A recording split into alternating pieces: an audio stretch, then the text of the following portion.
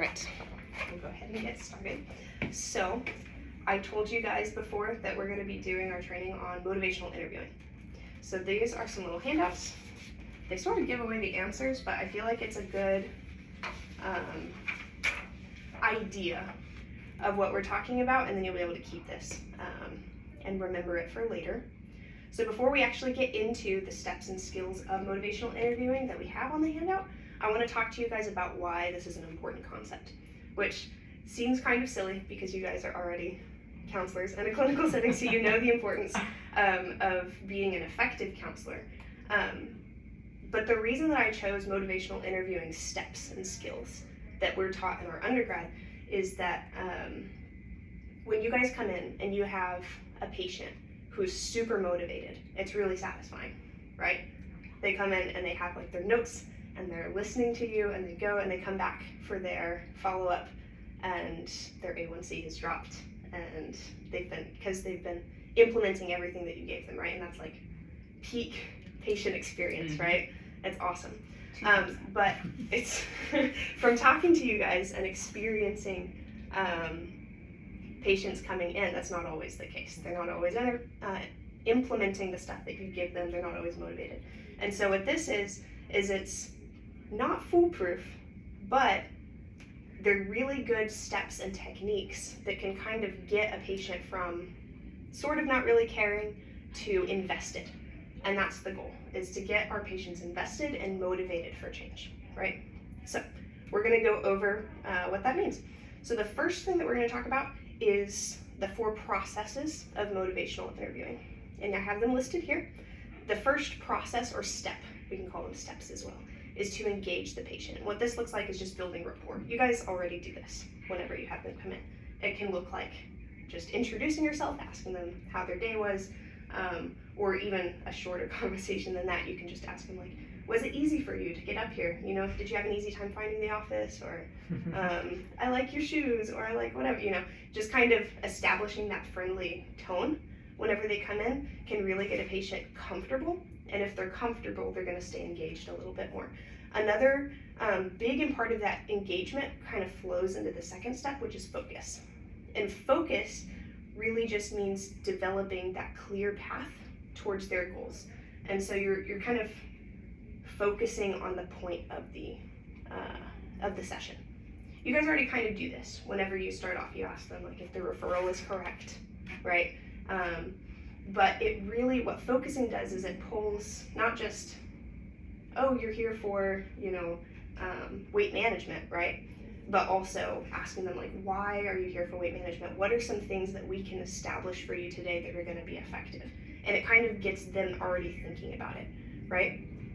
The third step is evoking. And this is, it says here, eliciting change language, which basically just means we're getting them to the point where they're not just thinking about what can you as my clinician do for me so that I can get out of here and get my numbers down, but it's how can we elicit language that's going to show them that they need to start thinking about change that they can implement. And so it's kind of getting them into that rhythm of what can I do to change the outcome for me, right? And how do I glean from my clinician the knowledge that I need to do that, right? And that's what we want. And then the 4th step is to plan. And this is where we have goals, right? We always make the patient set their SMART goals at the end. But that's sort of that last bit. We want them to walk away from the session feeling like they know they have their path forward. They have the steps that they're going to implement so that they can hopefully get to that path that you gave them in the focus step. So that's kind of an overview of the steps. But we need techniques to know how to do that. So that's where we have our ORs. It's an acronym, and I know it's kind of weird because it's in a square, but it reads like a book, so ORs. So the first one is open-ended questions, and we've talked about that a little bit here, but the idea is that rather than asking yes or no questions, you're trying to get them to explain, because they're going to give you a lot more information than you could ever kind of anticipate by giving close-ended questions. So an example of that would be like, did you have a good day? That's a yes or no question, right? Versus how was your day? Kind of opens it up for them to explain. And you can do that with any question that you would have in the setting. And so rather than being like the beginning of the session is open-ended questions and then we move on to the rest of these things, this is more of a format of how we approach every question. So you start with an open-ended question, and as they're explaining, you can give them the second thing, which is affirmations. This can look like they say something like, oh, well, I really like spinach, or something, right? And then you can kind of affirm that and be like, oh, that's really good. That's a really good nutrient, dense, leafy green, fibrous, whatever, right? Like you can kind of, it doesn't have to be super detailed. It can even just look like complimenting them on what they're doing. Even if they come in here and they're not doing anything good at all, you can even say like, I'm so glad that you're here.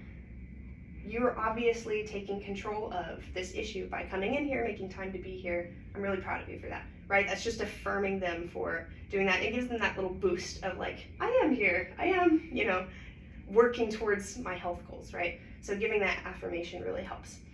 The third thing is reflection. And so after you've given them their open-ended question and they've talked for a little bit and you've affirmed them along the way, you can sort of, and it also helps, you can pull them back a little bit if they're talking too long. You can kind of stop and reflect on what they've said so far. And then that just helps them too. They can clarify if you misheard or you don't quite understand. And then the last one is summary. So at the end of your session, giving a quick summary, a succinct little summary that helps show them what you gleaned from it and allow them to kind of see like, okay, now this is my expectation because this is what they know. So I know my clinician already knows all this stuff. And so it kind of gives them a little bit of an affirmation and it also clarifies for you. And so this is just a way, a technique that helps to keep the patient engaged and show them that this isn't just them coming to sit and listen to you talk for a little bit and then leave, right? Like it kind of gets them invested, gets them motivated for their own change. And that's sort of the goal here, right? We don't want people to just come in and have things kind of talked at them. But we want them to actually absorb the information. And this is just kind of a way of reframing the way that we already talk to patients in a way that's gonna do that. So there you go. That's kind of the thing. So I have a little activity to help you guys remember, hopefully, solidify some of these things. It's a little game. So I came up with some patient scenarios. I give you each a patient. Do you want to be 22-year-old college student Gwen, or do you want to be 56-year-old type 2 diabetic Larry? I'd rather be Gwen. Okay, so one of you's going to go first. And you can, or I can read aloud the thing for the sake of my little thing. So you'll go first, I guess. And if I could use your little 1 minute timer. Thank you. So, because role playing is no fun, we're going to go fast. And basically, what your job is, as the patient, is to give your information and be an accurate representation of a real patient, which basically means, not all the time, but basically means that you are derailing the conversation. Oh, right? I love it. And then your job is to take your little cheat sheet and try to ask an open-ended question to Gwen that's going to be helpful, affirm her, reflect, and then summarize. And you're going to try to do this in a minute, right? So if you can you're trying to hit all 4 points as fast as you can with the patient. She's going to try to, derail. however you interpret that, and I'll hit the timer when we're done. So, Gwen is a 22-year-old college student with class 2 obesity. She has never worried about her weight before, but she's noticed recently that she can't keep up with her college friends when they go on hikes together. She wants to lose some weight, but she's not sure where to begin. She cannot cook since she lives in a dorm and has a tight budget. So that's you. And you're going to start because you're asking the open-ended question. You want a second to think of your question? Or do you want to hold on? It doesn't even matter that much. It's just an exercise. It makes me feel stupid now. Oh, no.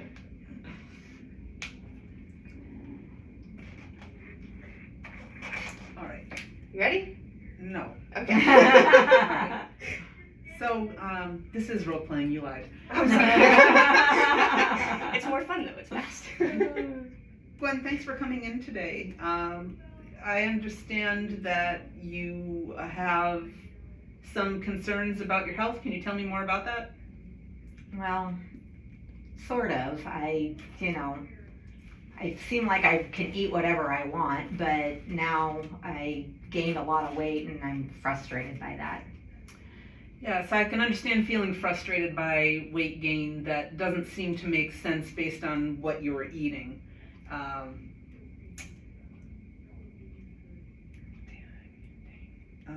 So can you give me an example of food you eat in a regular day?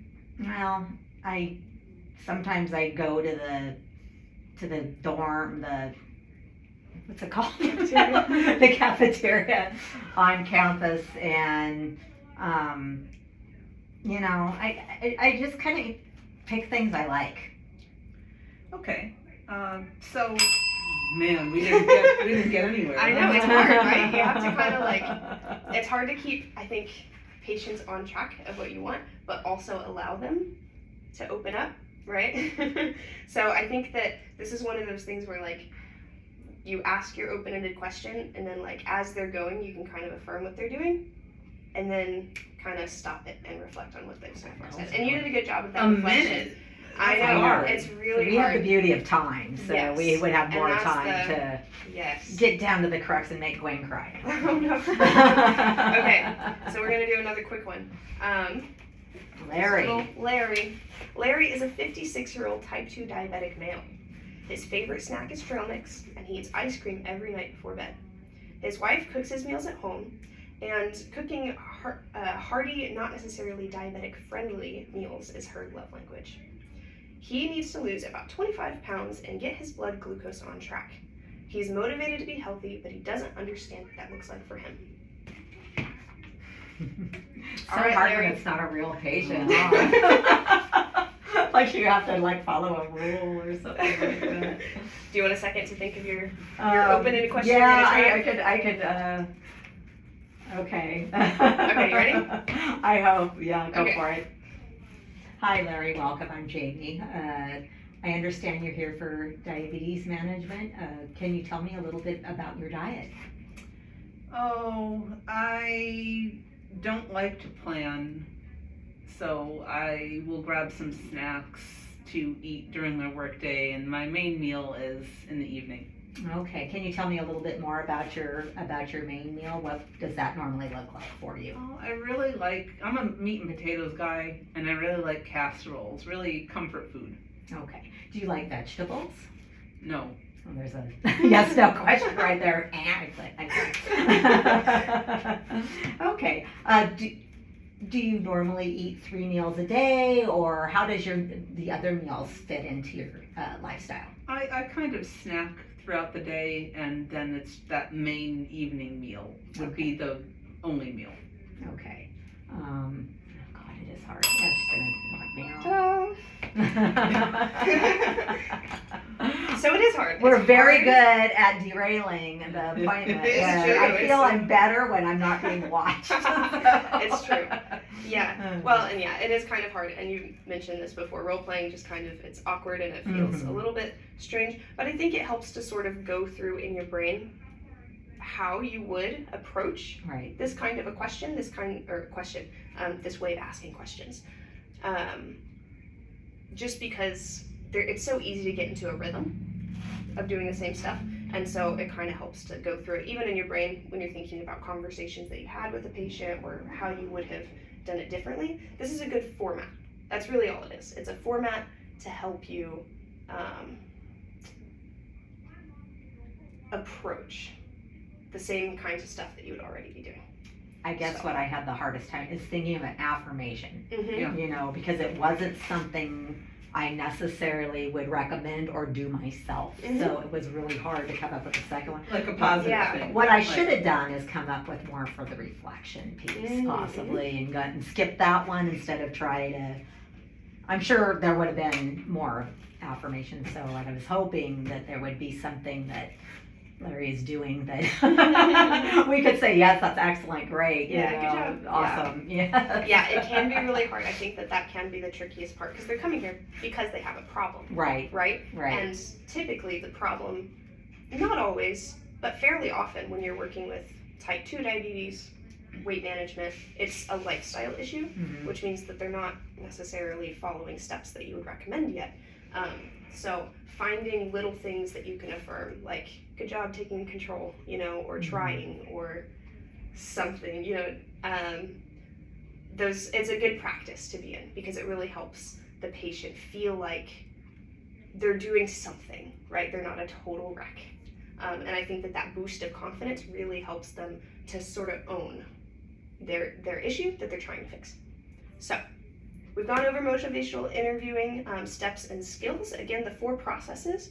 It's really the flow of how a counseling session would go. You're wanting to evoke or engage your patient, help them to focus on the issue, evoke change talk, and then plan their intervention, right? And then ORs are just the techniques that we would do to try to build those 4 processes. All right? Great. Great. Very nice. Thanks. Mm-hmm.